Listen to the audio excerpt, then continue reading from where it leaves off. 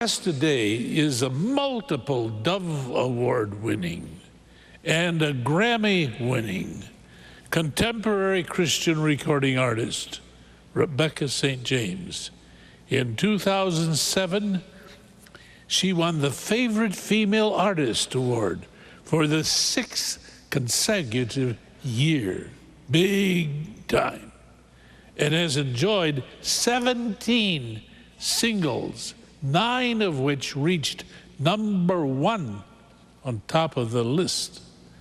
And today, she comes to us as a best-selling author. I have the copy of the book. Rebecca St. James.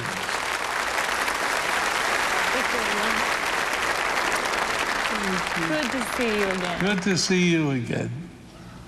Some years ago, you wrote a song. I did. For your husband-to-be? I did. I call myself a hopeful, hopeless romantic. And I wrote a song in anticipation of one day meeting my future husband. So I wrote it without knowing him, but just saying, wherever you are out there, I'm waiting for you and I'm praying for you. Wait for me too. And so it's a song called Wait For Me, and it's about saving sex for marriage and keeping that special gift of purity for the one that you're going to be committed to for life and marriage. So. That's wonderful. You wrote that how many years ago? I wrote it in 2000, so about 8 years ago. Ah, when you were just out of high school. No, when I was 13. 13? Yeah. Are you married now? I'm not married now. I'm still waiting for... The right one? For the right Prince Charming to come up on the white horse. Please stand your seats. Please don't.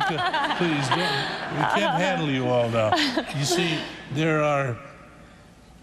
Most of these people are still in their teenage years, yes, as you can see. The Miracle Church, they get gray hair when they're still... Yeah, amazing, yeah. Well, has he come forward yet? I may have met him just recently, but At no. the first service? Yes, at the first service, here, yes. In fact, tall, dark, and handsome man, yes. That's wonderful. We love you, Rebecca. Oh, love you too. Love the picture of you on the backside.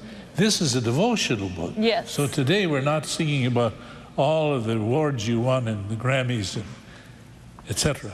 We're talking about you as an author. What made you write a book? Well, you can go much deeper than a 3-minute song, you know, in a book. And so I wanted to dive in on the subject of purity. And probably 2 of the biggest things that have impacted my life are this commitment that I made to wait. When I was about 16, 17, I have a purity ring, a promise ring that I wear that reminds me of my commitment I made to wait. And so that commitment has profoundly impacted my life, and even more than that, my commitment that I made to God when I was 8 and living in Australia. I grew up in Sydney, Australia, and my grandparents watch you on Our Power. So, but yeah, I grew up as a Christian, and then when I was 14, 15, I read a devotional book that really helped my relationship with God really kick in. So 2 things that I'm really passionate about are devotional books and purity, and so they kind of came together. It's a 90-day devotional book all about purity of the mind and the body and the spirit. And I think one of the things that makes me passionate too about purity is I have so many parents coming up to me saying, with tears in their eyes, saying thank you for talking about purity, because they feel so alone in talking to their kids about the importance of waiting. And so this is kind of backup for parents too, just saying, you know, let's come together and encourage this generation in God's way, His beautiful way for romance. Well, you've taken a great subject and done a great job with it. Thank you. Because you're such a pretty, beautiful young girl that has a witness. You don't preach. You don't lecture. You tell them what's in your heart. Yeah. And I'll tell you, even as you say it touched your heart, suddenly your eyes are wet. Mm-hmm. You mean it. I do. You feel it. I do.